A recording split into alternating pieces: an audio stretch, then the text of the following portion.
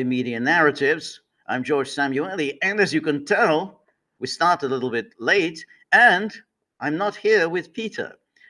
Peter had some technical issues with Rumble, which tends to happen in Russia. Unfortunately, we had this before. So it doesn't look as if Peter will join us, which Peter sent his apologies. And I, of course, also send my apologies. So we'll have to go on without him. And we'll talk about a few things today, and then we'll have the normal solo live stream that I do on Tuesdays at 3 p.m. Eastern time. So I'll just talk about a few things. Bad Wolf says, "Good morning. You alone? I'm afraid so. But don't that be the trigger for you to say, well, if he's not, Peter's not here, I'm out of here. I mean, so I hope no one's going to say, oh, well, don't drink this. So it'll be a somewhat abbreviated live stream, but I want to cover a few issues today, and then we'll talk about it at greater length during my solo tomorrow at 3 p.m. Eastern time. Anyway, the first thing I want to talk about is obviously today is January the 6th, and apart from the news that Justin Trudeau will be resigning at any moment, maybe within the next hour. I don't know if we have any Canadian followers here, but if we do have any Canadians, then perhaps they can keep us abreast of any developments with Trudeau's resignation. And to me, it's like not a minute too soon. It was always a ridiculously made up, fraudulent political career, entirely based on the reputation that his father enjoyed. And while I didn't think that highly of his father, he did have a certain stature. He did have made an impact on the world, not necessarily for the better, but he did definitely have a certain stature. Justin Trudeau has no stature, and so good riddance if indeed he departs within the next hour. And Lucas says, I don't know. He says, I'll keep you posted. So I don't know whether Lucas, you're going. You're the. Lucas says, "What's going on? Did the chosen people shut it down?" I don't know. But I don't know, Lucas, whether you're in Canada. So if you're in Canada, then I guess you'll be the first to know whether Justin Trudeau is out the door. The good thing is that the person that I was afraid of would take over in Canada, Chrystia Freeland, doesn't look like it's her turn. She could still do it. I mean, at some point down the road, but she was the one who I think pulled the plug on him. So that was the one good thing that Chrystia Freeland has done. Basically, she stabbed Trudeau in the back and ended his political career. I hope that's Yellow says he's in Canada. That's good. So I hope it's the end. But you never know with politics. People can come back.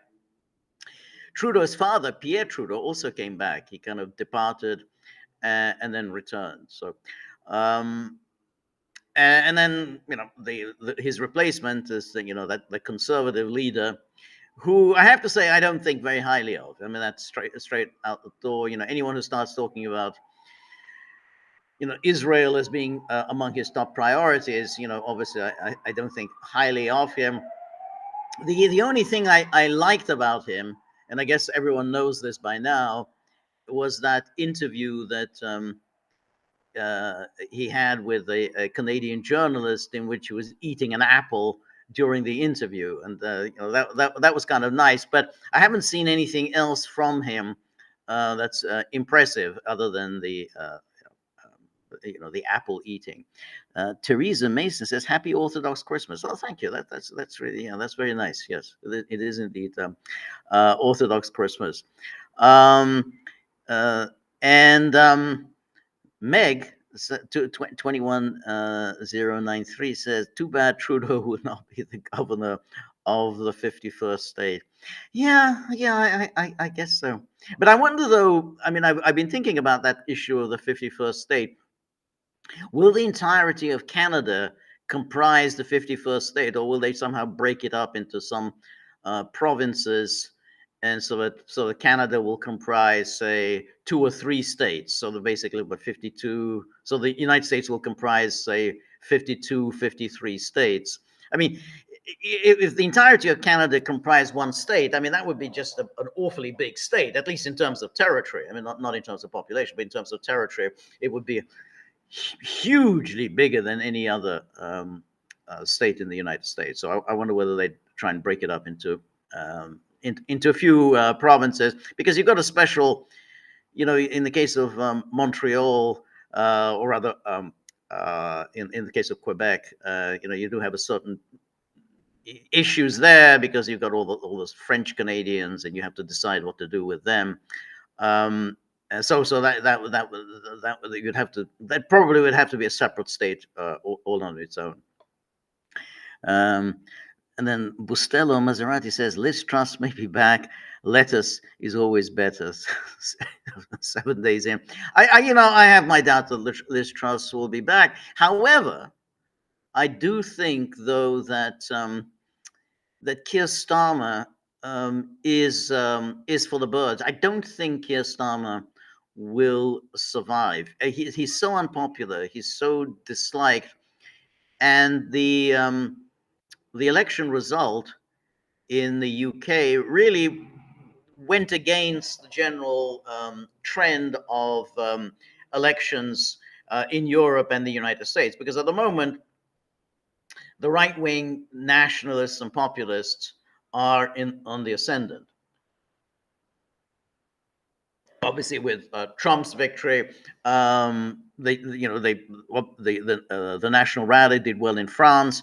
The Alternative for Deutschland, I imagine, will do pretty well in February's election. So that's really, and now today there's the news that the Freedom Party in Austria, that's the party of Jörg Haider. Remember Jörg Haider, the party of Jörg Haider, that they will be asked to form a government with the Conservatives. Doesn't mean that it's going to come about, but they've been asked to form a government with the Conservatives. So the trend is with the nationalist populists.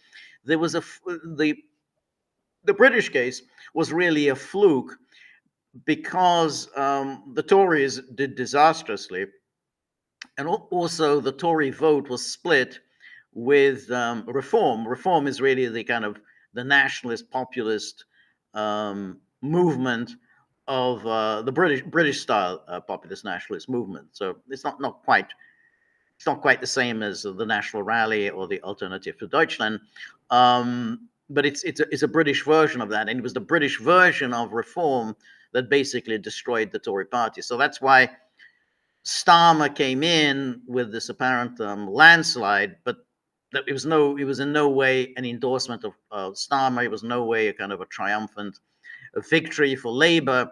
And Starmer is now so unpopular, and that's in no time. I mean, we're only talking about 6 months since the election, and he's already plunging desperately in the polls. So it's hard to see how he can survive a full term. I think he's going to be replaced at some point, or there may be new elections. But anyway, I'm kind of getting ahead of myself. I want to at least say something about the symbolism of January the 6th, because of course today is the day that President-elect Trump will be certified as the next president of the United States. And so many of us, I imagine, remember January the 6th, 4 years ago, 2021,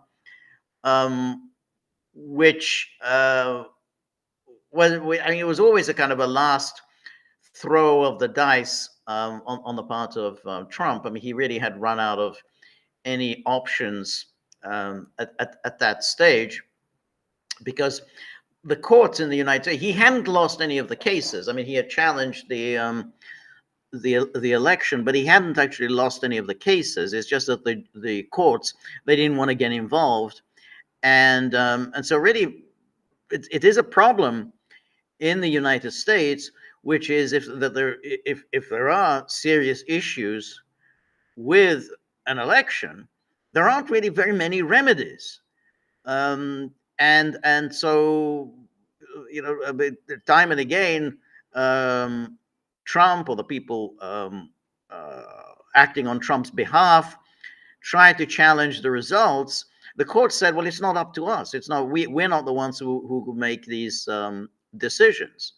And then they say basically, "Hey, you don't have any standing to challenge the results." So and that was the remarkable event when I think what's it 18 states filed a suit with the Supreme Court, asking the Supreme Court to intervene.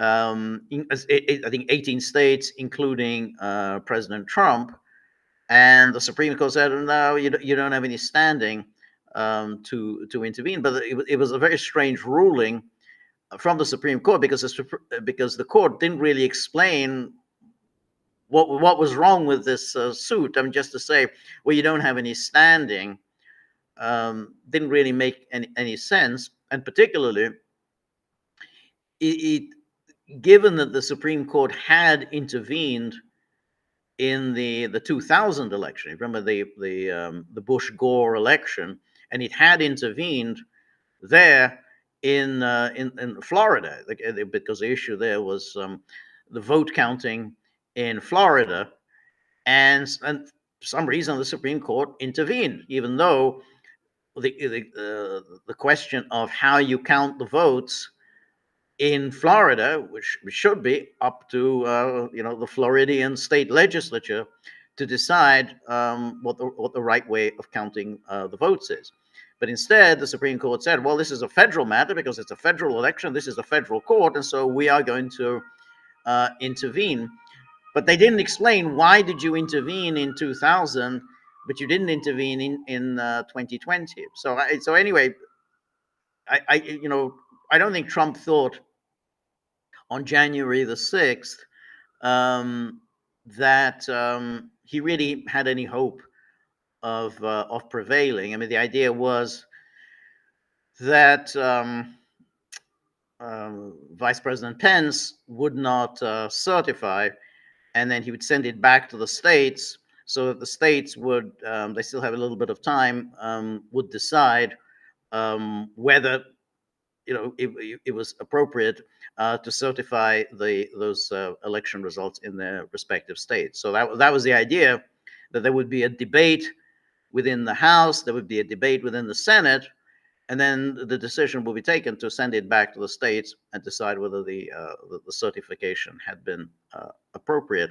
It was always unlikely to succeed, and of course, then what happened on January the 6th ensured that it wouldn't succeed, because then the Republicans, who were the ones who were going to have hold the debate and challenge the certification, they became very demoralized and really weren't much in the mood to challenge the certification, and it was all done very quickly. And then when that happens, you're bound to ask, well, if we have an outcome like this, then who benefits from this outcome? Well, obviously the Democrats and Biden benefited from this, the disorder, the riot, the chaos, and so therefore you think, well, if that's what happens, then cui bono, and then you think, well, that probably the people who instigated this riot, and so on. But of course, no one really wanted to get to the bottom of what really happened on January the 6th. Why was there so little security? Why was there so little police presence? What was the significance of the pipe bombs which no one seems very interested in finding out, the pipe bombs in the DNC and the RNC, um, and and also, what was the role of the feds in among the rioters. So, but the January the 6th committee, of course, had no interest in finding that. They were in the business of using this event to destroy Donald Trump. And I have to say, in the immediate aftermath of January the 6th, you'd have to think, though, that this was the end of the road for Donald Trump. I mean, that he's not going to come back from this. He's so, he's now so discredited, so associated with this, the chaos and the disorder, that it'll be very hard for him to come back and pose as a would-be president, as a would-be chief magistrate, as a would-be chief law enforcer, if he's responsible for disorder, public disorder. So it seemed then that this was really the end for Donald Trump, and of course that's what the Democrats were hoping for. And then they rushed through an impeachment, and of course this was unusual because his term in office was coming to an end, and so he would be impeached after he was no longer president. But of course, the goal of the impeachment was to ensure that he would never again be able to run for any public office, and that was obviously the goal. And I guess Trump's comeback really began with the failure of the impeachment, because it wasn't immediately obvious then that the impeachment would fail, because he didn't have too many friends in the Senate, and we knew that many of the Republican senators were never very enthusiastic about Trump, and would have seized on that opportunity to to end his his political career once and for all, to end his pretension to be the would-be Republican leader. So you thought Lindsey Graham, a kind of permanent interventionist, permanent lackey of the military-industrial state, and of course Mitch McConnell, who loathed Donald Trump. And it was clear that Mitch McConnell was very seriously contemplating voting to convict Trump. And indeed, he had suggested to the Democrats that that's what he's going to do. He's going to vote to convict Trump. And so I think the Democrats were quite optimistic that they would get their 67 votes to convict him. And then, but McConnell didn't go that far. As the Republican leader in the Senate, he clearly had to think about the his own conference, that and his own role in the party, and so he voted for voted against the conviction. But then, if you recall, he rushed to the Senate floor and let fly at Trump, really in really vituperative terms. But anyway, that was the beginning of Trump's comeback. And then when the Biden administration sought to bring criminal charges against Trump, again, that seemed like, well, that might just do him in. I mean, if he goes to trial, he gets convicted, it's going to be very hard to see him elected president. But he, again, there were now all these separate indictments, and not just the indictments, but so the 4 cases, two federal, 2 state, and then there was the fraud, the fraudulent business practices case brought by the New York State with Big Tish James, and and again, you think, well, they're going to try and bankrupt him. I mean, because in these courtrooms, he doesn't have any chance. He doesn't have any hope. I mean, you in New York, he's going to lose every case in New York. I mean, it's just it's such a heavily Democratic um, district. The judges are all such heavy Democrats. The jurors will all be so heavily Democratic. He's going to lose. And of course, he was losing. He lost. When it came to any legal proceedings, he lost. He lost every single round of these the fights. And then there was that crazy woman. Obviously, anyone with any common sense would know that that woman who accused him of raping her in 1995 or 1996. She couldn't remember what year it was, and she hadn't said anything about it all this time until she wrote her memoirs.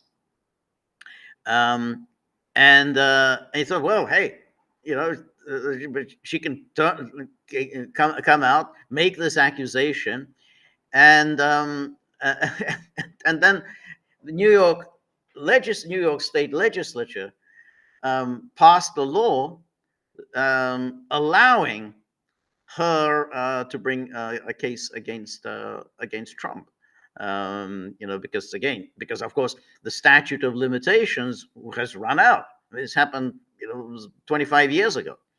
At that time, it was 25 years ago to run out. But no, they said, okay, this was part of the Me Too legislation, so they give you a 1 year grace so you can bring cases from decades ago against anyone you claim had sexually assaulted you. So they changed the law just in order to get her to be able to bring a civil suit against Trump, and of course she won.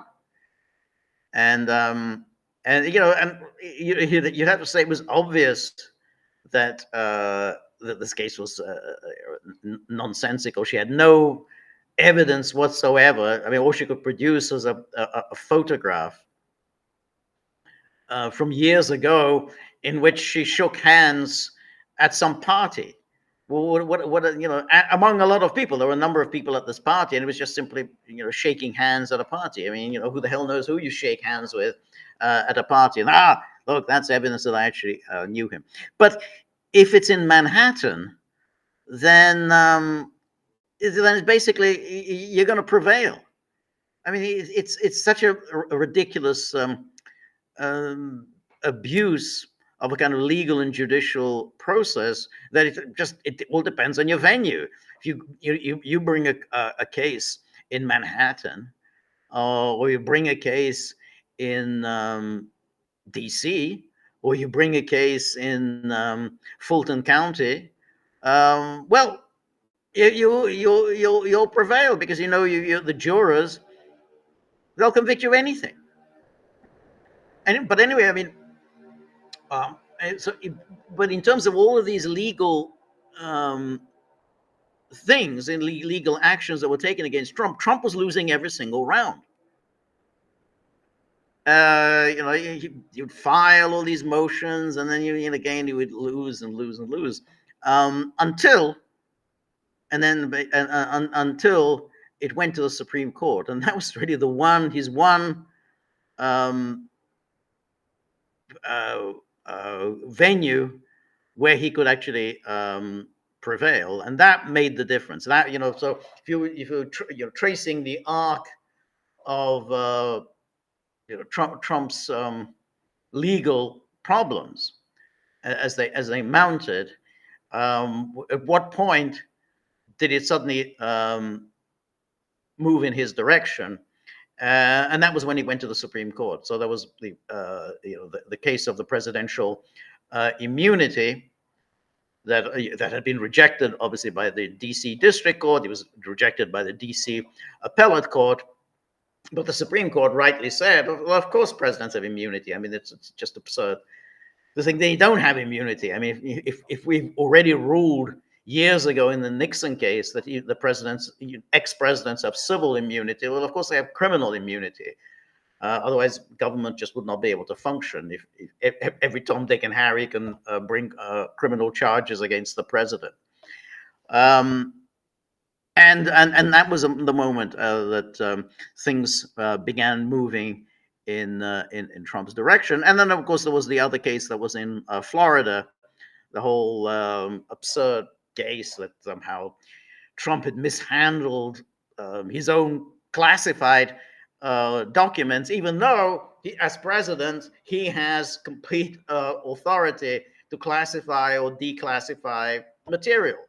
So the idea of bringing a case against the president, saying, "Oh, he's mishandling classified information," they're his documents. He can declassify anything that he likes. So, and I think he got lucky with that Judge Cannon in Florida, and she eventually kind of ruled in his favor, and threw out the case by challenging the standing of Jack Smith. And so that was the moment, and that was really not until the summer of this year when I think things finally moved in Trump's direction legally at the same time. And again, I should mention, when I say the Supreme Court, there was also the case that the Democrats had tried to use this theory that somehow Trump had led an insurrection and had therefore violated the 14th Amendment, Section 3 of the 14th Amendment. So they say, oh, he's in violation of the 14th Amendment, therefore he is ineligible to run as president. He's ineligible to be on the ballot because he is violated the Constitution. And that was, the Democrats were really banking on that, because there was Colorado had ruled there, and I think Maine also had ruled. And that was it. If Colorado could prevail, then just every single state would try to do that. And again, Trump prevailed. He went to the Supreme Court. The Supreme Court ruled in his favor. So here we are on January the 6th. 4 years ago, we really didn't think that we would be here. I mean, it was an extraordinary performance by Trump to overcome all of these legal obstacles, because the Democrats really went after him. They really used all the legal tools that they had and all the advantages that they had. Because after all, look, if you think about the legal profession is overwhelmingly Democratic. I mean, it's basically they're liberal and they're Democrats, and of course they dominated the legal profession. You think that, well, they will succeed. They will nail him, and you'd have to think that it all really hung on the Supreme Court. If the Supreme Court had a different makeup, and wasn't really so I guess I wouldn't quite say it was conservative, but basically it was certainly not a liberal Supreme Court. If it had been any other court, any of the recent Supreme Courts, recent Supreme Courts, even during the time of the Republican administrations, Reagan or the Bushes, if it hadn't been anything else, he would not have succeeded in the Supreme Court. And then I think that he would have been done in. So it was a close run thing, and the Supreme Court is in the end is what saved him. So you'd have to say Trump is quite a remarkable individual. It's hard to think of anyone who could have survived so many travails. And again, if he could have obtained a pardon from Biden, I mean, Biden would have been happy to give him a pardon in exchange for no criminal prosecutions. In other words, he could say, okay, I mean, in other words, Biden would have pardoned him in exchange for Trump vowing that he would never again seek public office. That's all they would say. Is say, okay, if you promise you're not going to seek public office, you're not going to seek to run the Republican Party, and you retire from politics, we'll give you a full and unconditional pardon. And you're not going to have any legal problems. You're going to enjoy a nice long retirement, playing golf, and so on. That was always available to him throughout these 4 years. He could always have um, taken such a deal. You know, you want a nice, peaceful retirement, write your memoirs, and so on. We can give it to you, but you have to promise that you will never again seek public office. So that was a remarkable comeback. It's one of the most extraordinary um, political comebacks ever. Again, the model of political comebacks was obviously the greatest one was Richard Nixon. You remember Pat Buchanan, I think, wrote a book about that. You know, I think he said the greatest comeback because Nixon was absolutely dead in the water in 1962 after his loss in the California gubernatorial race, and then on top of having lost in 1960, so well, that's it. I mean, Nixon's done, and of course, ABC News famously ran a kind of a sniggering um, a news documentary or film show called The Political Obituary of Richard M. Nixon. So, but Nixon did come back. But Trump's comeback, I think, is far more spectacular than Nixon. I mean, at least Nixon didn't have to face criminal prosecutions. So that was. That's one thing I wanted to talk about. Bustallo Maserati says something that I agree with. Nixon won the 1960 debate. I despise Kennedy types. Okay, yeah. Well, I agree with you about the debate. The debate is, of course, one of those.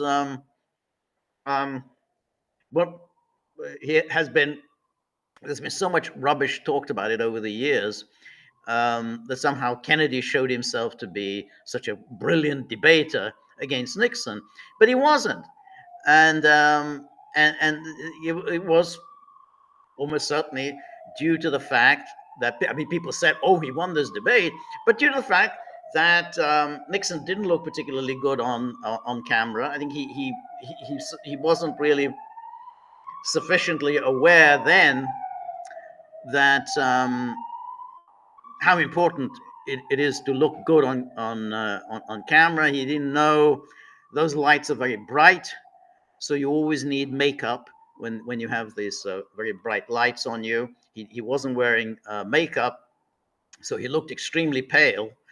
And then, of course, the famous 5 o'clock shadow, which I mean, it looked very bad, the 5 o'clock shadow, because he looked so pale. And so I think that was, but in terms of substance, I think Nixon got the better of that. But the perception was a Kennedy had won that debate. It's but the moment Bustello makes this point, I have to mention that on our locals board, and please join us, the Gaggle.locals.com. Please join us. Please subscribe. It's not that expensive. You can always be a free subscriber. We have a lot of fantastic content there. But on our locals board, one of the Gagglers posted an interview that Nixon made. I think it had to have been sometime in the early 1980s with Frank Gannon, and Gannon asked him, well, how will historians? Well, it was interesting because Gannon asked it in the way said, well, how will history judge John F. Kennedy? And Nixon rightly said, well, it's pointless to ask how will history judge Kennedy.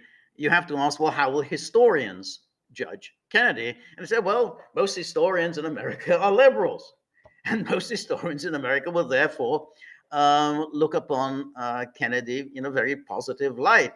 Above all, because he had style, and Democrats, liberals, absolutely love style, and Kennedy had, without question, he had style, the way he dressed, the way he comported himself, and he was a charmer. So yeah, they will be very positive. But in terms of substance, and I think he said rightly, in terms of substance, he really didn't accomplish anything in during his first term. The famous civil rights legislation, he didn't didn't get that through. It was Lyndon Johnson who got that the civil rights legislation through. That's domestically, but internationally, he really didn't distinguish himself at all.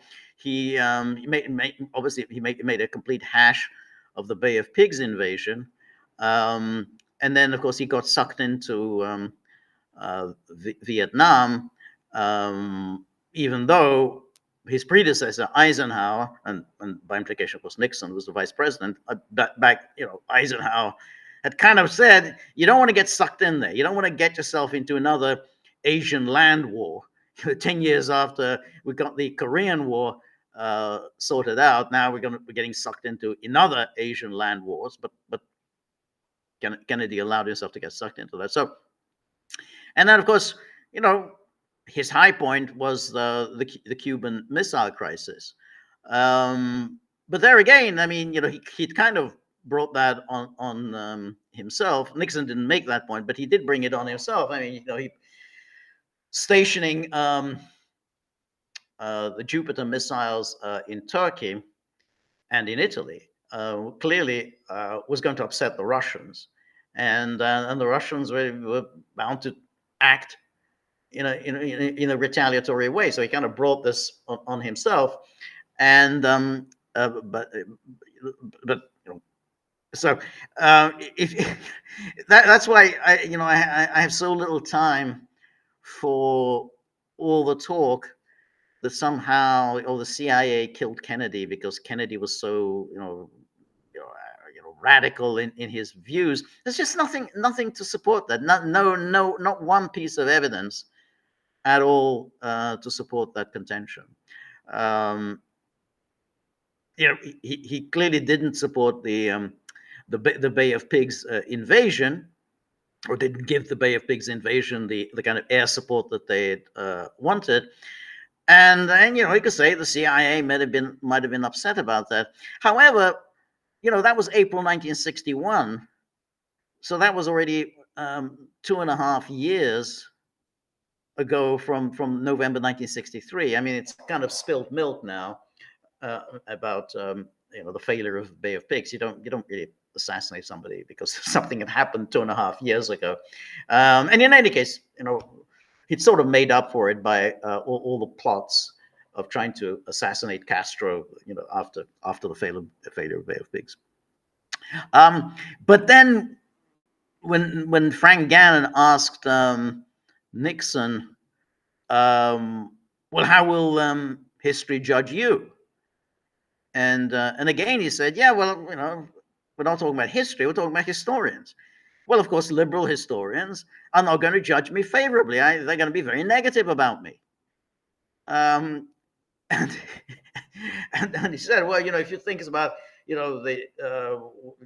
when they look at me in terms of style, I don't have much style, so they're not going to like that. They're not going to like my politics, because I'm a conservative Republican, so they're not going to like there. And yeah, so I'm going to get negative marks from historians. And that was just very astute for him to say that, because you would have thought he said, well, yeah, I mean, but I had all these great accomplishments, and so yes, history will judge me very favorably. But he didn't say, no, they're going to be very negative about me. And of course, he's absolutely right. I mean, most of the books written by American historians rather than other historians, like because I think historians from other countries, particularly Great Britain, tend to be much more balanced looking upon him. But American historians, yeah, by and large, have been very, very negative. Um, any new Nixon biography coming out will be extremely negative. Anyway, now the other thing that I wanted to talk about. So we talked about January the 6th. I got sidetracked on the subject of Nixon. Was Elon Musk. So we talked about Elon Musk and his strange issue with the H-1B visas. He suddenly started ranting and raving about the glories of the H-1B visa, which obviously are a scam, and which everyone has known that they are a scam, including Trump himself. Trump himself had said that back in 2016 that they are a scam, that it's just a way of bringing in cheap labor into the United States. It's basically not just cheap labor, but indentured labor. These are you bring people in, you pay them less. Then you would play American workers. And in fact, the whole idea that they're doing something that they're so much smarter and talented and brilliant than American workers is belied by the fact that it's the American workers who have to train them, the workers who come in from India to replace them. They have to train them.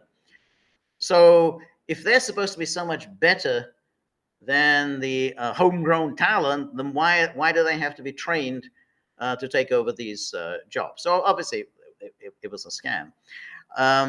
But Musk somehow made that into a big issue, and then we had Vivek and chiming in about the weakness and dismal quality of American culture.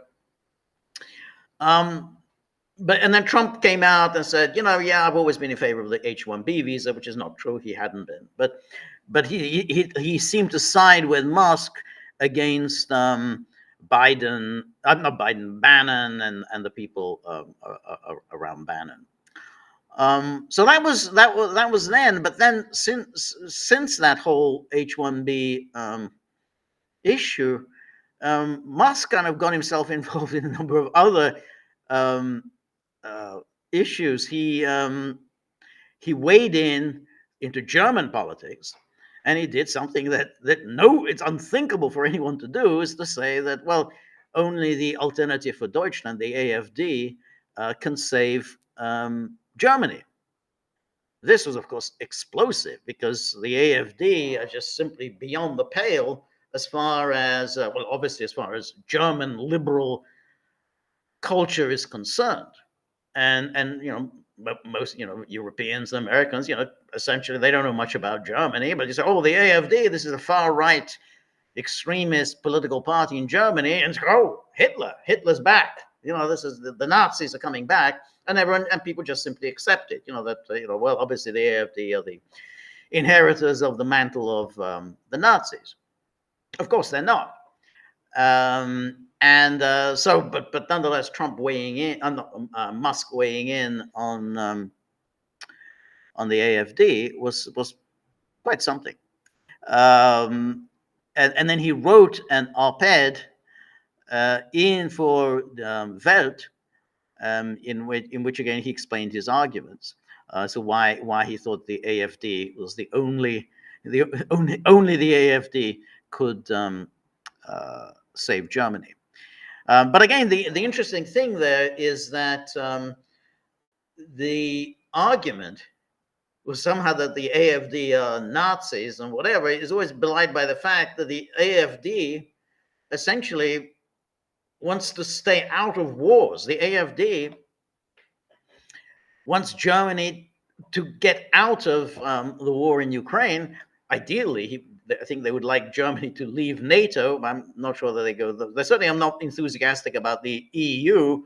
I don't know whether they're actually going to want to go all the way to get Germany out of the EU. But then they're obviously not enthusiasts of the EU. So basically, their view is that, hey, we got to attend to Germany's problems, Germany's domestic problems, Germany's economic problems, and especially Germany's problems with mass migration.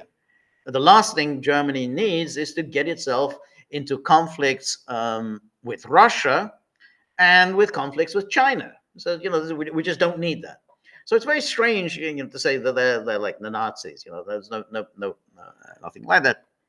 And in fact, if you ever read any of the denunciations of the AfD, it's nearly always, oh, they're pro-Putin, they're Putin friendly, Russia friendly. In other words, well, they basically they don't want to fight a war with Russia. They just think that that's a stupid, disastrous course for Germany. And above all, Germany needs lots and lots of low price energy. That's the secret to Germany's economic recovery. We need energy, cheap energy from Russia, and that's the AfD's position. Anyway, Musk did that. That was perfectly reasonable. And JD Vance retweeted Musk's article from Welt. But then Musk got himself into fight with Britain, and that was quite interesting. Because he as a South African has a particular a particularly negative view of the British, and so a particular bête noire of Musk's is, of course, Keir Starmer, and particularly the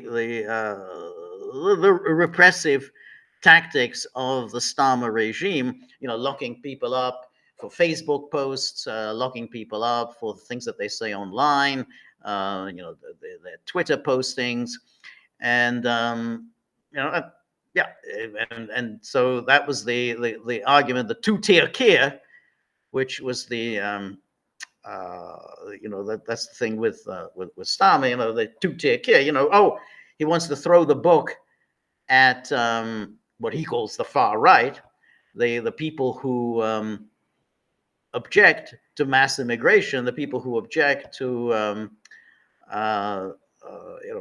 crimes committed by immigrants. They express themselves in very colorful terms about these things. But again, if you have free speech, then people are entitled to say what's on their mind. I mean, that's the American way, but it's not the British way.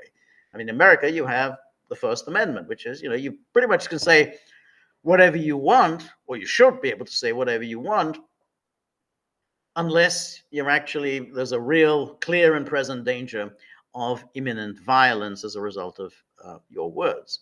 But that's not the case in Britain. In Britain, you can indeed be sent to prison for Facebook postings in which you denounce transgender individuals, saying, I don't, this person, I don't believe that this person is a woman, this person is a man. You can say, oh, well, somebody found this hurtful. And above all, if you say something like, as I think one person did, hey, our welfare state, we as taxpayers are paying for the welfare of immigrants. If you say that on your Facebook post, yeah, you could indeed end up in prison, as some people did. So Musk went in on that. But then Musk went further and raised the whole issue of the grooming gangs that have roiled the United Kingdom for many years. This is stretching back almost 20 years, maybe even longer than that.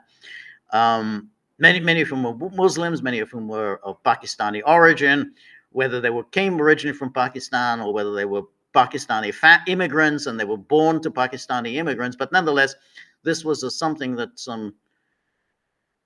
took place in many parts of the UK: Manchester, Rotherham, Oldham, Oxford, Rochdale, and it's been a really extremely horrific episode of these grooming gangs preying on young white girls and so on. And so he brought that up. Musk brought this up, and he particularly targeted Keir Starmer with this because Keir Starmer had been director of public prosecutions in the UK for some of the years of these grooming gangs. And so he particularly tried to accuse Starmer of having neglected to prosecute the grooming gangs. And, and then, of course, he waded in further and said, well, my man is, of course, Nigel Farage, and he met Nigel Farage, the Reform UK leader, at Mar-a-Lago, and they posted photographs. And he let it be known that he would be donating something like $100 million or maybe 100 million quid to Reform UK. That's a lot of money. You got 100 million from Musk. Farage can go can do a lot of things with 100 million quid. So everything was quite nice. And it seems like, well, this is it. Farage is now, on track to be, next prime minister with Musk's money behind him. Musk, who gave 250 million to Trump, that was very, very useful for Trump. And then Musk weighed in on the issue of Tommy Robinson.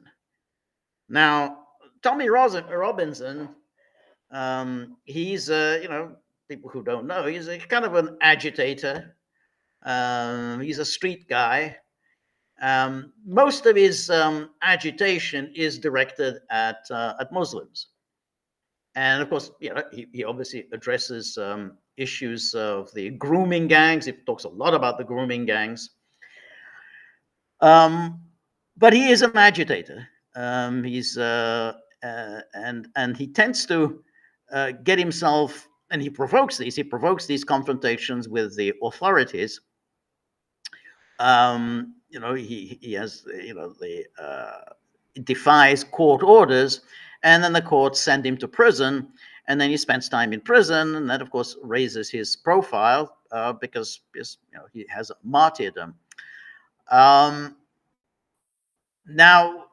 Farage has distanced himself from Tommy Robinson for understandable reason. I mean, Farage wants to present himself as a respectable kind of right-wing, conservative, populist, nationalist political figure who can win elections. I mean, he has to now show himself that he's someone who can win an election and win over moderates. You've got your extremes. They're already in your corner. That's fine, but that's not enough, and particularly not in the UK with the first past the post system, where it's extremely difficult for a third party to make to break through. You can see. He got I think 13-14% of the vote in July, but he only ended up with 5 seats in the parliament. So he knows that he needs to burnish his credentials as a respectable political leader, someone who people can think of as a prime minister. And so he distanced himself from Tommy Robinson, and then of course when Musk first said Tommy Robinson is a political prisoner, he should be released at once. And again, all this is while he's still denouncing Keir Starmer, who's has these political prisoners.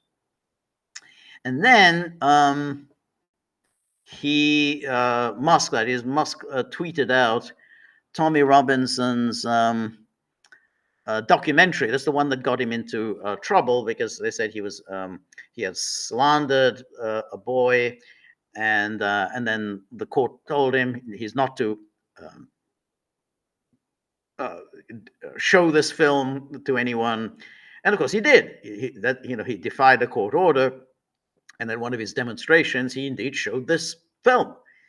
And of course, it was in that defiance of a court order, contempt of court. It was for this contempt of court that Tommy Robinson is now sitting in prison. But yeah, James H says, yeah, Tommy Robinson is his stage name. Yeah, that's not his real name. Yeah, and anyway, so Robinson is now in prison, 18 months, which again I think is a ridiculous sentence. I mean, I think Musk is correct. I mean, it's ridiculous to send someone to 18 months in prison for contempt of court. But this documentary, this is in other words, the one that the court said you are not to show it, otherwise you will be arrested. This documentary was then tweeted out by Musk, and then Farage, of course, then said, well, I don't really, I don't have anything to do with Tommy Robinson, and there's no room for Tommy Robinson within the Reform Party. And then Musk, who having endorsed Farage, and Farage, well, he's my man. He said, Farage is too weak. Tweeted out, he's too weak. He needs to be replaced as leader of the Reform Party. So, just just a few days earlier, when he seemed to be promising him 100 million quid, he said Farage is weak. He needs to be replaced as the leader of the Reform Party. So, Farage obviously kind of upset by that. He said, "Well, that's a surprise." I'm a big admirer, a big fan of Musk. But my principles are my principles. We're not going to have Tommy Robinson in the Reform Party. So and then Musk said there was another person, an MP from Reform. I think he's from Great Yarmouth. The name escapes me, but he said, no, this is the person who should be the leader of Reform. But this is quite an extraordinary turn of events. I mean, first of all, it's extraordinary that this billionaire, the man said to be the richest man in the world, first of all, he wades into British politics. So first he endorses Farage. I mean, leave aside his denunciations of Keir Starmer, and I'm perfectly happy with that. Whether it's fair to blame him for the grooming gangs, I think it may be a stretch, but he was director of public prosecutions during these years. And again, there's also the issue of Jimmy Savile. Why, he was director of public prosecutions when the first accusations were made against Jimmy Savile. He didn't really do much about that. Now you can say, well, it wasn't up to me. I'm just the man in charge. There are, people down the rungs of the ladder as prosecutors who decided not to prosecute Jimmy Savile. That may be the case, but nonetheless, Jimmy Savile died without his ever facing any kind of criminal repercussions. A truly reprehensible human being, but was able to win all these honors. Was a man. Prime ministers consorted with Savile, and he was supposed to be a great and good man, a great philanthropist, and then it was only when he died that all these accusations against him saw the light of day. But there's a real question: why wasn't he? Why didn't they pursue any criminal charges against him more seriously? Again, Starmer was head of the DPP, and and then the grooming gangs. But I mean, but leave that aside. Musk is now saying Starmer himself is personally responsible for the fact that you had these grooming gangs roaming the cities of Great Britain, and Starmer himself is personally responsible for Jimmy Savile never seeing justice. So so that again, Musk kind of weighs in on that, which is always, I mean, in itself is sort of strange as to why is he so preoccupied. I mean, it's not like he lives in Great Britain. I mean, he's not a British citizen. But I think there's something about Starmer that really irks him. I mean, I think his particular Starmer's contempt for free speech, his general contempt for ordinary people. You know, the fact that when those three little girls were stabbed in Southport, just outside Manchester, Starmer unleashed the fury of the state, not against the perpetrator, but against the public that was completely outraged by this, and made the whole issue. And again, the media were happy to repeat the main issue. Oh, they got it wrong. The public got it wrong. It wasn't any illegal immigrant who was responsible. It was actually somebody who was a British citizen. Oh, he's a British citizen. What yes, he's Britain. He's as British as you and I are. Oh, really? Well, who was this person? Well, he was, he was the son of Rwandan refugees. So it's Rwandans who came to the UK, and this person was born in the UK. But nonetheless, he had Rwandan parents, and of course, that still raises the question: well, why did these Rwandans come to the UK and were allowed to come and just take out British citizenship in the UK? So it still raises the issue: who the hell is coming into the UK, and why the hell are they just simply can just waltz in and collect British citizenship? But nonetheless, Starmer and the British legal system turned with fury against the public that was upset over the whole issue, the stabbing of the three little girls, rather than at the culprits. So that's the thing with Starmer, but and Musk. But the Farage thing is kind of interesting. I mean, why he suddenly turned in this way against Farage, having just within days. And Farage hadn't really done anything so outrageous other than saying that I'm not going to have Tommy Robinson in my political party. I mean, again, I don't like people who compromise and who are mealy-mouthed and wishy-washy and so on. No one likes that. On the other hand, this is British politics, and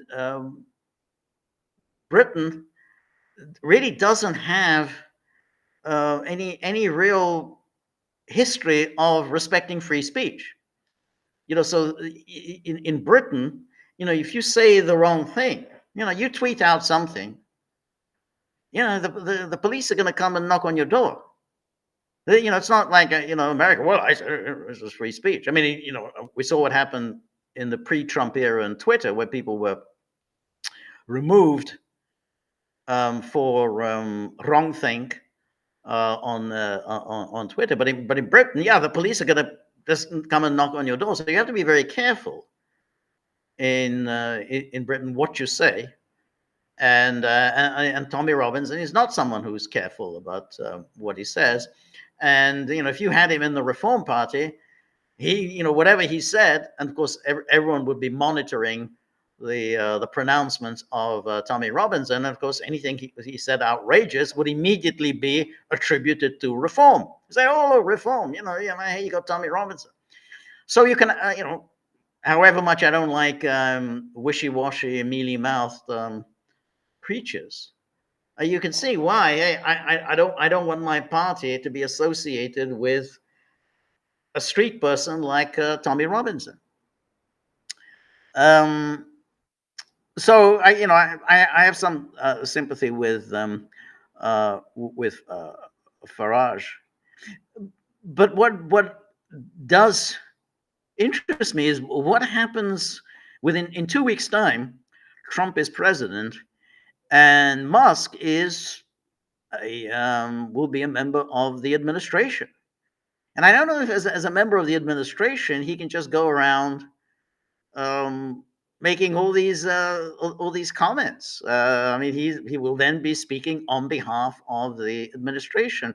So if he is going to still talk in this way, saying things like, "I think Farage needs to be removed as leader of the Reform Party," and Trump is going to have to consider whether can he really have Musk around him. Can Musk still be a member of the administration? Because um, Farage will be quite distressed, to hear that somehow Trump and the Trump administration has, thinks that he should be removed from the leader of the party.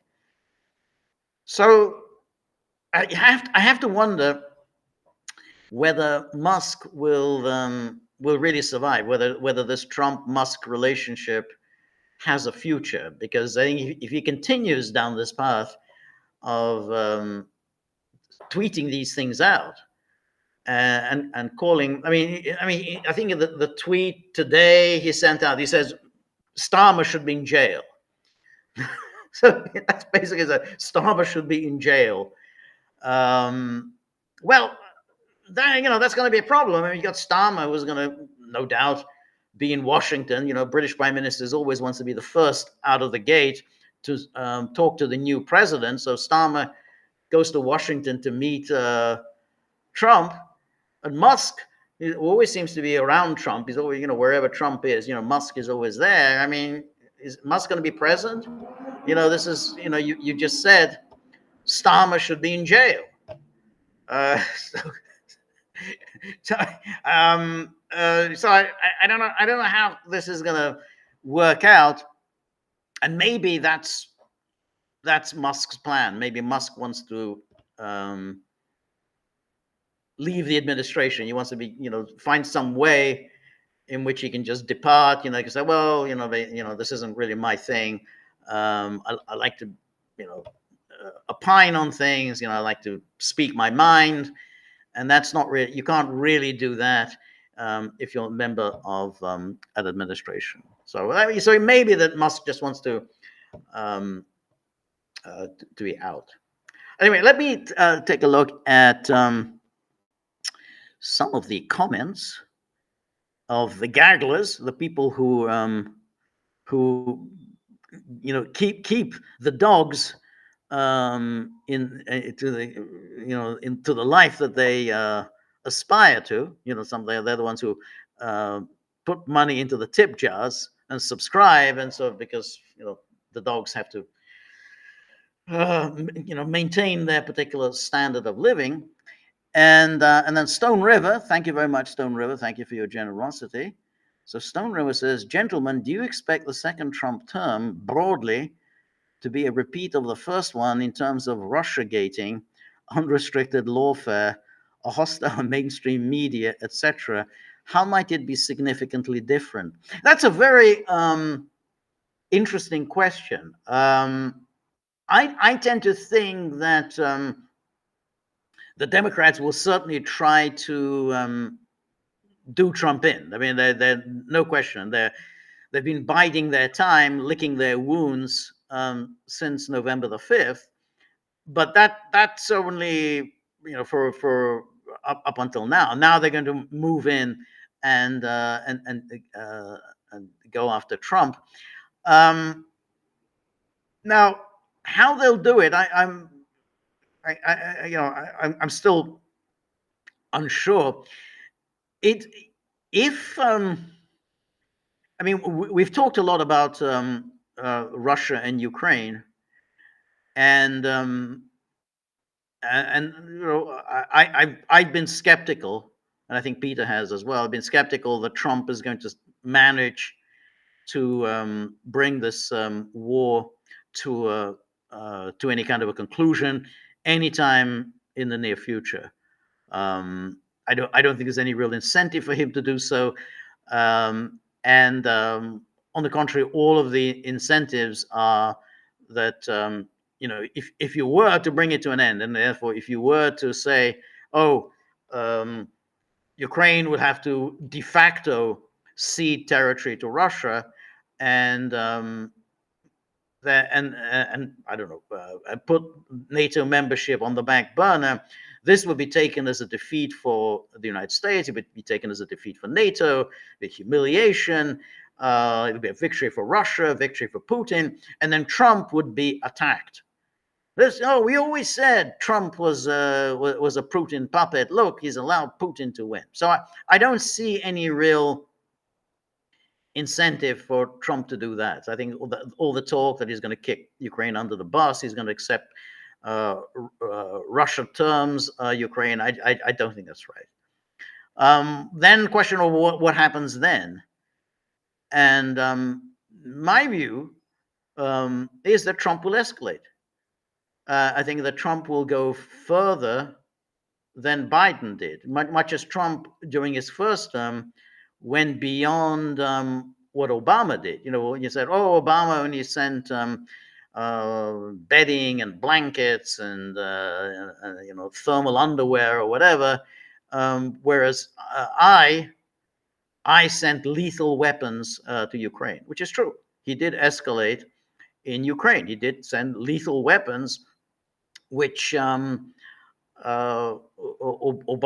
had hesitated to do. I mean, Obama said he doesn't want to send lethal weapons, but Trump went there and he was very proud of the fact, hey, I sent them the javelins, and look how great the javelins are.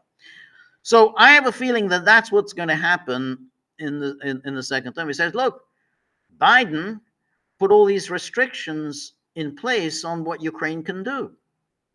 And I'm not going to put any restraints. On the contrary, I'm going to encourage Ukraine to be much more assertive and to take much greater risks than Biden was prepared to do. So I think that's what might happen, and I tend to think that the Russians may look back nostalgically to the days of Biden, and that in Trump they will have a much more dangerous situation. Now, what then happens is if we get into an escalation, and by escalation, I think that Ukraine is going to take greater risks in hitting Russian targets. I think they're going to start hitting all sorts of strategic targets. I think they're going to start hitting Russian infrastructure, Russian factories, oil refineries. And they're going to try and hit Russia's industrial and economic base. I think that's what Trump will probably encourage Ukraine to do. So that's going to be quite a serious escalation. And what I think will happen then is the Democrats will turn around and say, look how dangerous Trump is. We always said Trump was dangerous. We always said Trump was reckless. He's now bringing us to the brink of World War III. He's bringing us to the brink of nuclear war. And you'll say, oh, well, that's very hypocritical. So, well, yeah, of course we wanted Trump to hit Russia, but not like this. That's not what we meant. We meant something else. It's like if you recall in the Gulf War, the second Gulf War, the George W. Bush Gulf War, there were all sorts of people who were all gung ho to go to war against Iraq. Saddam Hussein must be removed. And then they very quickly turned against George W. Bush and said, yeah, of course we were for invading Iraq, but not like this. That wasn't what we meant. We didn't mean to do it the way Bush and Cheney have done it. We would have done it differently. And I think that's going to be the argument against Trump. They're going to say, well, this is really dangerous. Whoa.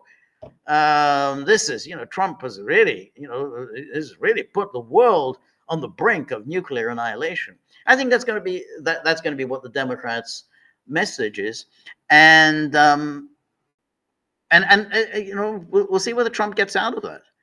I mean, it's kind of reminiscent of Vietnam. I mean, when again, Vietnam was the Kennedy-Johnson war. It was Kennedy and Johnson who escalated the American involvement. 1960, America had a low-level involvement in Vietnam. Kennedy and Johnson escalated it. Within days of Nixon becoming president, it suddenly became Nixon's war. And all the protests and all the opposition to the war were all directed at Nixon. And the Democrats were very happy to play along with that. And began attacking the war that they themselves had escalated. So I kind of think that was something like that will be the case. So that now in terms of lawfare, I don't know whether you can do it in that way, because I think you now have the Supreme Court ruling on presidential immunity. So it's going to be hard to use lawfare against an incumbent president. But I think it's in the case of Ukraine, is that you either Trump does what many in the alt media believe he'll do, which is he's going to just bring it to an end on terms that are obviously unfavorable to Ukraine, favorable to Russia, in which case he will be accused of being a Putin stooge, a Putin puppet, or, as I believe, he will escalate the war, in which case he will be accused of bringing the world to the brink of World War III. We always said he was dangerous. We always said he was reckless. Look, yes, we're all for supporting Ukraine, but not like this. So that I think I think that's going to be the argument. James H says, "Does Musk do any work at all these days?" I wonder about that. I mean, he's this fantastically wealthy individual. He has these huge companies, and it seems like he spends all his time on Twitter. So, and so, one other thing that I wanted to bring up, and which I think might be quite interesting, is that Antony Blinken, the outgoing Secretary of State, did his kind of end of term interview or exit interview with the New York Times. So it's a very long interview, obviously, and we can't go through that.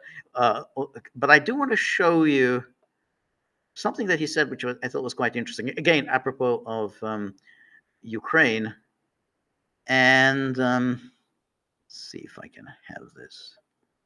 Can I bring this up? I don't know. Can people see this? Yeah, I don't know. So the question is, here it says, you made, this is the New York Times asking a question, you made 2 early strategic decisions on Ukraine. The first, because of that fear of direct conflict, was to restrict Ukraine's use of American weapons within Russia. The second was to support Ukraine's military offensive without a parallel diplomatic track to try and end the conflict. How do you look back on those decisions now? But in fact, there's never been any parallel diplomatic track. There's never been. The Americans have never put forward any kind of a diplomatic track because, of course, the Americans and the British and NATO have sought to defeat Russia. That was always the goal, to inflict a strategic defeat. Why would they give Russia an out? Why would they provide them with a diplomatic track? And then Blinken says, well, first you got to look at the trajectory of the conflict. Because we saw it coming, we were able to make sure that not only were we prepared and allies and partners were prepared, but that Ukraine was prepared. We made sure that well before the Russian aggression happened, starting in September, the Russian aggression happened in February, starting in September, and then again in December, we quietly got a lot of weapons to Ukraine and made sure that they had in hand what they needed to defend themselves. Things like stingers, javelins that they could use that were instrumental in preventing Russia from taking Kiev, from rolling over the country, erasing it from the map, and indeed pushing the Russians back. Now, what's interesting about that is that in a way it confirms what the Russians were saying, which was that America was really rearming Ukraine very vigorously in the months preceding February 2022. You know, as they poured in all this weaponry, how were the Russians supposed to respond? I mean, in those, you know, hey, this may well be remember, the Russians were always concerned about the kind of the Operation Storm scenario in Ukraine. Operation Storm, which is when Croatia, in first of all, in August 1995, launched a lightning campaign against the Serb enclaves in Croatia, and basically just drove the Serbs out and ended the sort of the autonomous Serb regions in Croatia, which had been set up essentially by the United Nations. So Croatia just launched this attack in August 1995. This was Operation Storm, and basically, you know, they drove out, I don't know, 250,000 Serbs and ended these Serb autonomous regions within Croatia. So the question then was that, you know, through Minsk, there had been the establishment of these autonomous regions in Donetsk and Lugansk, which obviously Kiev didn't accept, and Kiev had been attacking consistently for 8 years. And there was clearly a concern that Kiev would want to bring this thing to an end. Let's again remember, October 2021, Lloyd Austin, the US Defense Secretary, he goes to Georgia, he goes to Ukraine, and he says the door to NATO membership is open. He says that the door to NATO membership is open. Well, what's the one thing that would stand in the way of NATO membership for Ukraine and for Georgia? And that is, there's an ongoing conflict in Ukrainian territory. Just as there was an ongoing conflict on Georgian territory, which in 2008, Saakashvili decided to end. Once that commitment was made at Bucharest in, I think it was April 2008, that commitment was made that Georgia and Ukraine would be members of NATO, but the rules that NATO had established for membership were that you can't have a conflict on your territory and you can't be involved in a conflict with someone else, with another state. So once Lloyd Austin said, hey, the door to NATO membership is open, then obviously this was an incentive to Ukraine in 2021, just as it was an incentive for Georgia in 2008, to end that conflict on your territory once and for all. So Russia had every reason to believe that Ukraine was planning an Operation Storm-like attack on Donetsk and Lugansk. And with what Blinken says there, well, we were pouring in arms in the months leading up to February 2022, would suggest that the Russians were quite could quite reasonably um, presume that Ukraine was planning something, and that Ukraine was planning this lightning offensive against Donetsk and Lugansk, and therefore Russia had launched its so-called special military operation as a preemptive move to prevent the liquidation of the Donetsk and Lugansk People's Republics. So everything Blinken says there would actually lend credence to Russia's claim that it was acting preemptively and acting defensively. You know, if you start pouring in weapons to a neighboring state, then you think, well, yeah, what are they planning?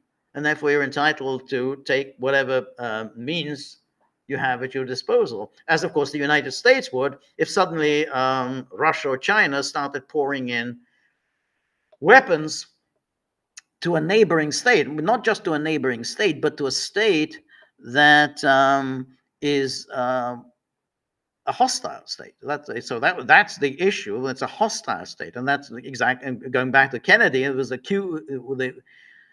Cuban Missile Crisis. You know, it's not just hey, they put in missiles in Cuba, but because Cuba was a hostile state, so Soviet missiles in Cuba, you could say that poses a threat. So Blinken is really lending credence to what the Russians were saying. Anyway, let's go back to there where we were looking. And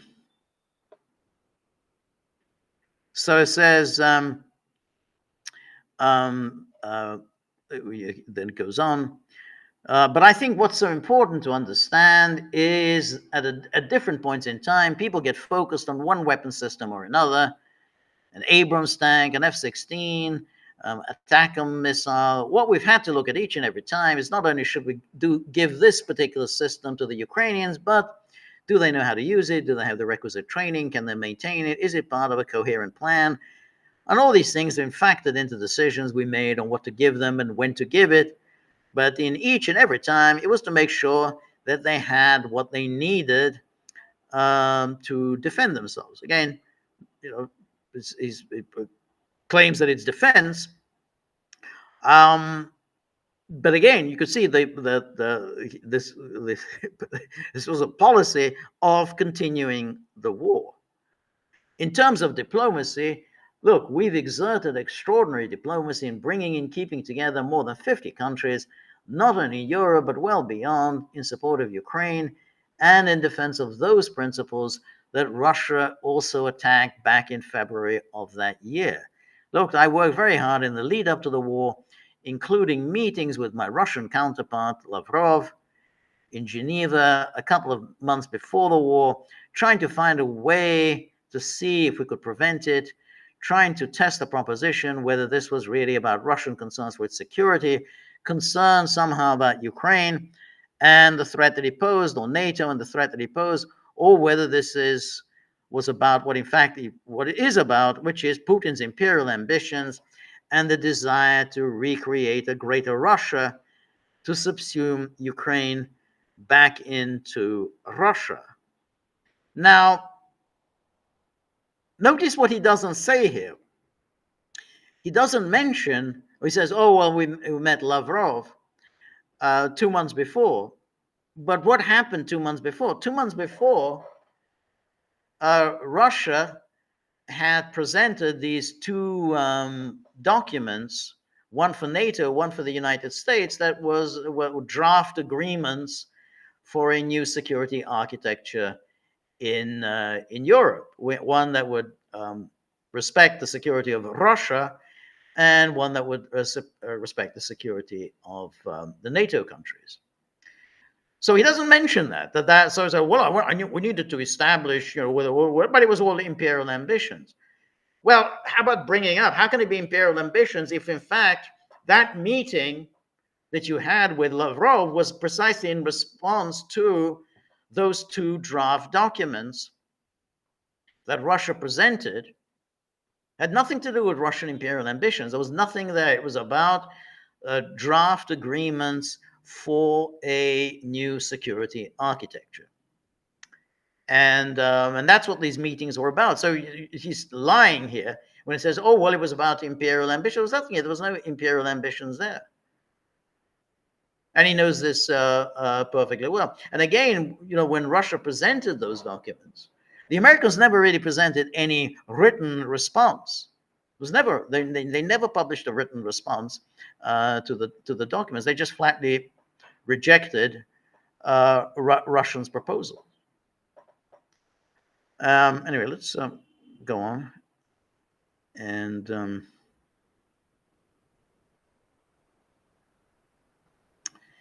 here he says, subsume Ukraine back into Russia. Again, Russia's never made that demand.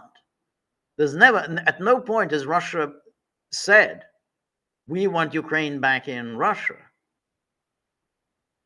In fact, and if you think of try to find one statement saying that Ukraine should be back in Russia. And again, if you go back to the proposal, Putin's proposal of last June, when he was speaking before the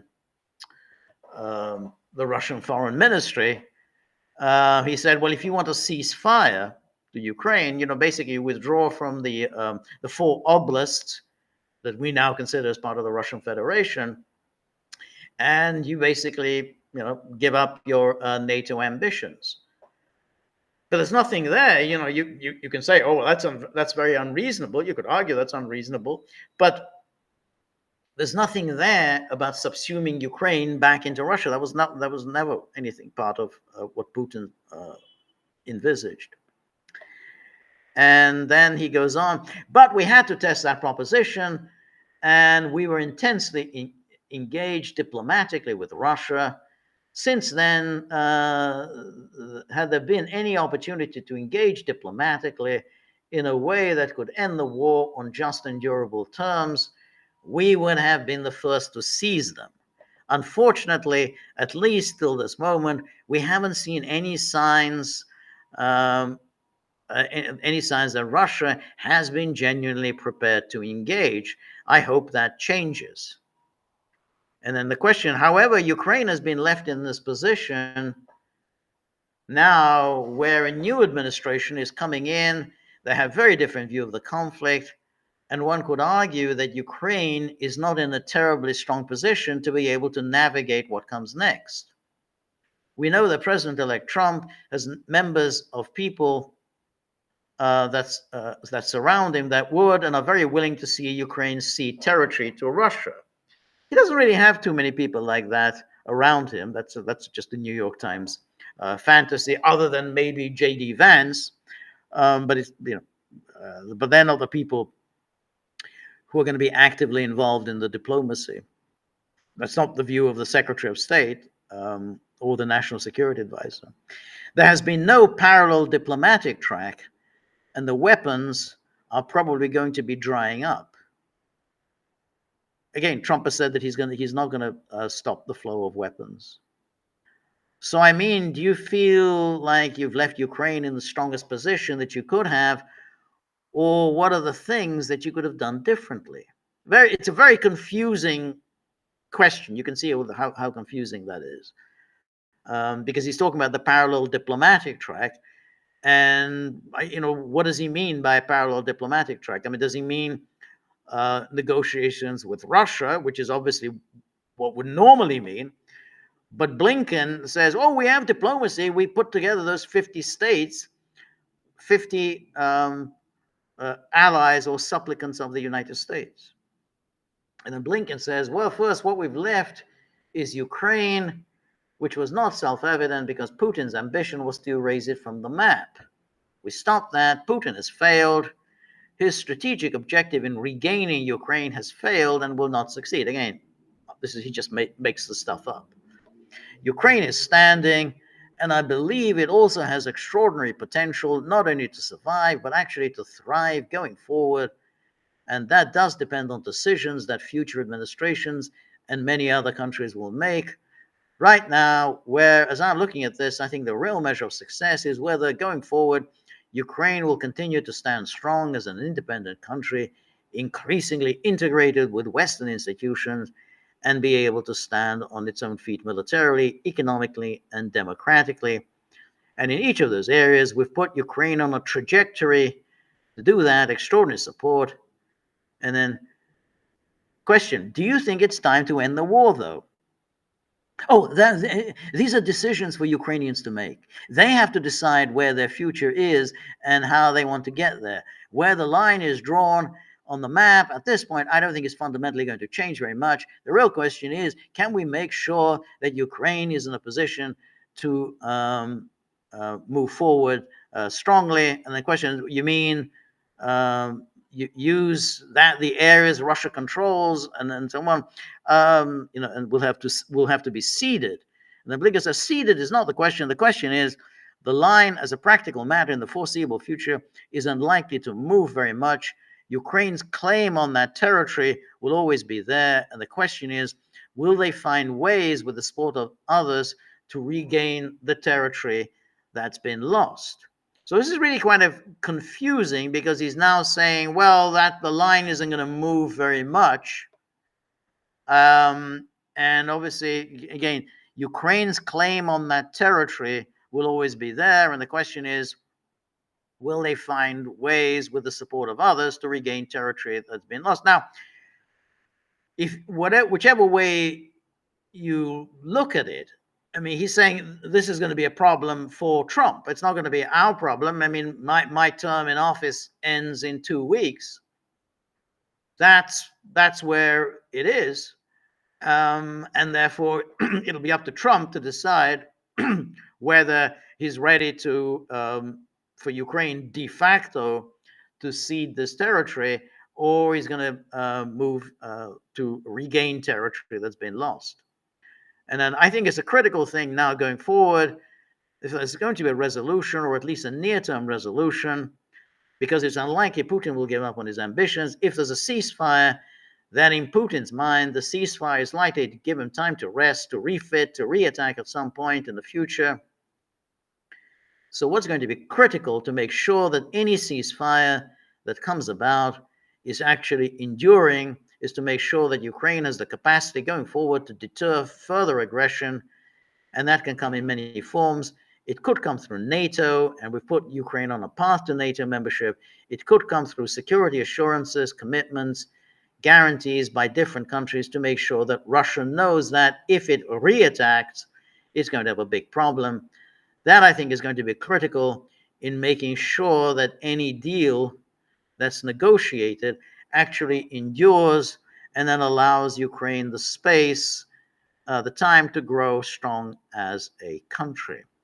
So again, when you look at it, it sounds like he is saying, well, look, I mean, if we are going to de facto accept the loss of territory, then we basically either move Ukraine into NATO, or we give them all these bilateral security agreements, and that's a possibility that could happen. The problem with that deal, and I'm sure Trump in some way would like to see a deal like that, which is as a ceasefire, and then, I mean, NATO membership is that's a stretch to get Ukraine into NATO. There'll be just too many states that will balk at that. But in terms of the bilateral agreements with Ukraine, in terms of sending in every kind of weaponry into Ukraine, I'm sure Trump would go for it.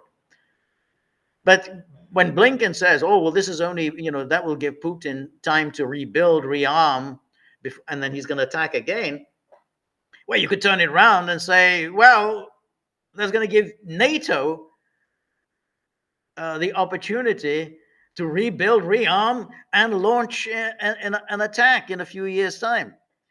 And so that that's going to be the case. And so, in other words, if you're going to freeze the conflict, then you absolutely guarantee it is 100 with 100% certainty that the war will start up again in 5 or 10 years' time. That's the way NATO operates. That's the way the United States operates. It will be exactly as it was in Syria. There will be, you had a breathing space. They gave Assad breathing space, and then that problem that you had in Syria, which was Idlib became the center of Islamic terrorism. It was continued to be subsidized, supported by Turkey, probably by NATO as well. And then they seized the opportunity to strike. And something like that could well happen in Russia. You wait 5, 10 years, and then boom, they mount that Operation Storm to take back the oblast that they would today cede. And it might just be exactly the Syrian scenario. So I don't think it's a good deal. I think it would be a terrible deal. But we'll have to see. Anyway, my time is up. And thank you, everybody who's joined me. I'm very sorry, as Peter is very sorry that he wasn't able to make it. Rumble is a very quirky app. Like today, I was able to show slides. I'm not always able to show slides. It's quirky with Rumble. But I'm very sorry about today. I will be back doing my solo at 3 p.m. Eastern time tomorrow. So please join me. And thank you anyway, everyone who joined me today. Thank you to everyone who contributed to the tip jar. These dogs, say, hey, 2025, not looking good. We want 2025 to be a lot better than 2024. But anyway, see you tomorrow. Have a great time. And remember, if you like the Gaggle, please like, share, and subscribe. See you soon. Bye-bye.